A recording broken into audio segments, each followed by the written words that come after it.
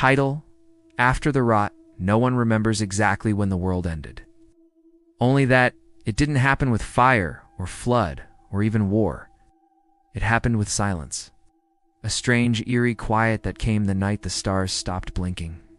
In the city of Linthorn, the first to turn were the sleepers. They rose with eyes glazed and mouths slack, moving not with hunger, but with purpose. No one understood it at first, not until they saw how fast it spread. By day 3, the news stopped. By day 5, the cities fell. Those who survived weren't the strongest. They were the most stubborn. The ones who ran when others stayed, who broke rules, who chose instinct over comfort. Among them was Jace Rylan, a former street racer with nothing left to lose, and Mira Celine, a medical intern who hadn't slept in 4 days. They didn't know each other, not yet. But fate had a way of pulling together the broken because the dead weren't the only ones changing. Jace first noticed it when his heartbeat stopped and restarted, slower, louder, stronger. He could feel movement before it happened. Mira discovered she could see wounds before they formed, threads of possible futures flickering in her mind like ghost lights. No one had answers. But the survivors started whispering about it, awakened. Powers born from stress, from fear, from being pushed too far. Some called it evolution, others a curse. And as the awakened began to rank up, they found each other forming factions, claiming territory, rewriting the rules of survival. But not all gifts were equal, and some were too dangerous to leave unclaimed. The warehouse had looked empty from the outside, boarded up, quiet, no smell of rot, no movement. Jace had trusted the map left in that scavenged backpack. He shouldn't have. Inside, it was a nest. The moment Myra stepped past the rusted doorframe, the scent hit her damp, rot, and something sweet. She turned too late. The first screamer dropped from the ceiling, its jaw dislocated, shrieking straight into her skull. Jace shoved her back, tackled at knife, neck, floor. Dead, but more were coming. From the shadows, from the walls, from the vents. Trap. Mira shouted, her hands already glowing faintly. It's a trap, they ran, past cages, blood trails. A broken speaker system looping an old message. Welcome to Haven Sector 3. Safety begins with surrender. There was a bang, then a door opened. A man stepped out, holding a lantern. Mid-30s, calm, smiling. You must be new awakened, he said. Come, this way. Mira hesitated. Jace didn't. Inside was silence. Metal bunk beds, clean water, supplies. Too good to be true. Is this yours? Jace asked. The man nodded. I collect survivors. I help them rank up. Mira's stomach twisted. How? The man's smile didn't reach his eyes. You'll see. They waited until nightfall. The man cooked dinner. Chicken. Where did he get chicken?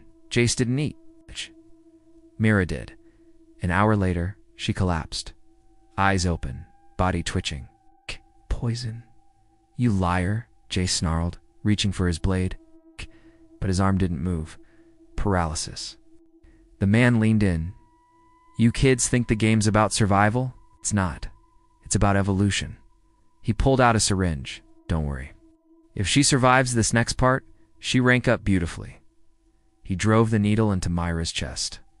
That's when it happened. Her eyes shot open, glowing white. The man stumbled back. Glass cracked. The lights blew out. Ow. She screamed, but it wasn't fear. Ow. She exploded with light. Everything within 10 feet was flung into the walls, including Jace. The man hit a pipe. Cracked his skull, but didn't die. Not yet. Mira rose, blood trailing from her nose, chest heaving. Don't touch me again, she whispered. Then she collapsed. When Jace came to, the man was gone, so it was half the warehouse. Mira slept, shivering, pale but alive. Jace stood guard, blade in hand. His body still trembled from the pulse of her power. She was rank 2 now. Somewhere in the distance, a soft voice echoed through an unseen speaker. Mira Celine. Power awakened. Observation begins. Jace and Mira found others by the week's end.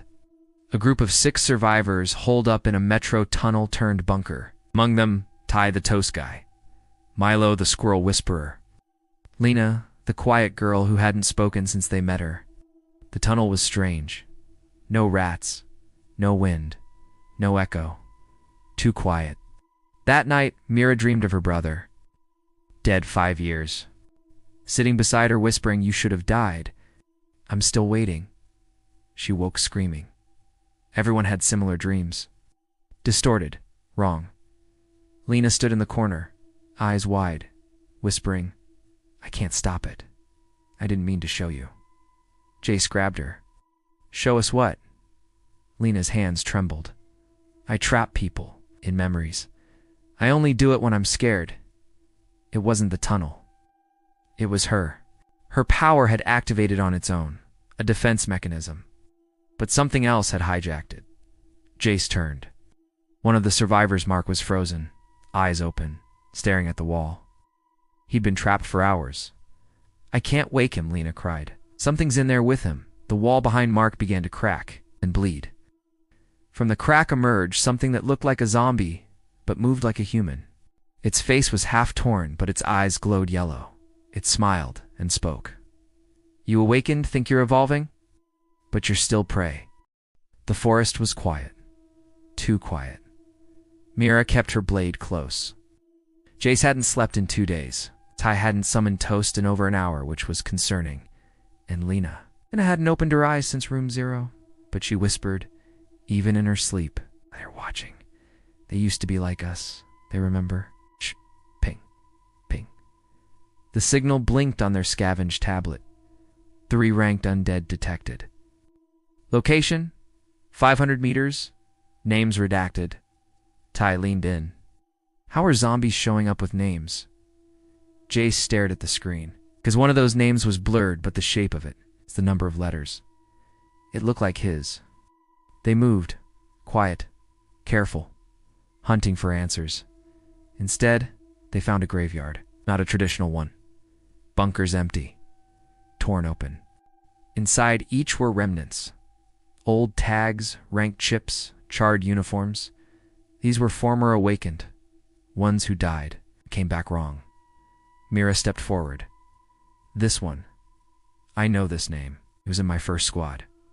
He awakened fire control. Narrowed his eyes. "Then what brought him back?" That's when the wind stopped, and Lena screamed. She bolted into the trees, eyes wide, skin pale.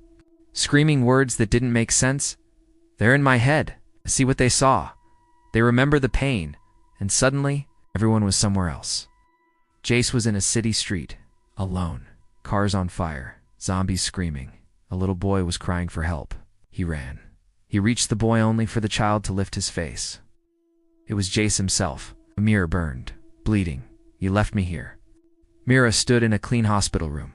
Her mother smiled at her. "You're safe now, sweetheart." Her father held her hand. He didn't fail anyone. Then they melted into corpses. "We died for you." Meanwhile, Ty stood in a room made of toast. So much toast. Until it all caught fire. He started crying. "I never even liked bread." Suddenly, boom, a pulse of light. Reality cracked. Lena was standing in the center of the hallucination field, floating, eyes glowing blue, blood dripping from her ears. I didn't mean to break it. The illusion shattered. They collapsed, gasping, shaking, and standing just 10 feet from them now were the 3 ranked undead, each one wearing old human armor. Each one with glowing rank chips buried in their skulls. Each one smiling. One of them spoke. "We were heroes once, just like you. Then we ranked up too far." The ranked undead stood in silence. 3 former heroes each, more monstrous than the last. One had half a face missing, revealing an eye that still cried. One's hands were weapons fused to their bones. And one wore a cracked helmet that still bore his squad's crest. They didn't attack. They talked. Rank 10 isn't power. It's a door. Okay, open it, and you lose your body. Keep climbing, and you forget why you started. Ace clenched his fists. "What do you want?" The leader stepped forward. "To stop the next door from opening, because someone already reached rank 11. Silence. And she's planning to reset the world." They turned to Lena. Her illusion powers had gone dormant. For now. But one ranked undead stared directly at her. "You're the key." and she's coming for you. Cut 2. A tall woman walking across a ruined battlefield. Black cape, glowing red veins. Her chip, rank 11. She smiles. The team prepares for war. The ranked undead train them. Teach them what not to do, how not to lose their minds, how to root their power in memory. Ty learns to weaponize bread like a pro. Myra unlocks a second ability. Soundwave deflection useful against mental attacks. Jace starts having visions, his mind sensing the future. But it's fragmented. And Lena disappears. They find her in the illusion realm, confronting the rank 11 woman inside a dreamscape she didn't create. The woman smiles. You're not an illusionist. You're a gatekeeper. You don't make false worlds. You hold back the real ones. Suddenly, Lena sees a future she shouldn't have. A world without zombies. A perfect utopia. But ruled by rank 11. No freedom. No choice. No memory of pain. A hollow paradise. Lena returns, shaken but stronger. I know how to trap her. They prepare the final plan. The ranked undead offer one last piece of help. You'll only get one shot. If she reaches rank 12, this world resets. The battle rages in the ruins of the first awakening tower. Rank 11 floats above them, reality warping with every movement. Buildings twist. The ground bleeds. She's reshaping the world through will alone.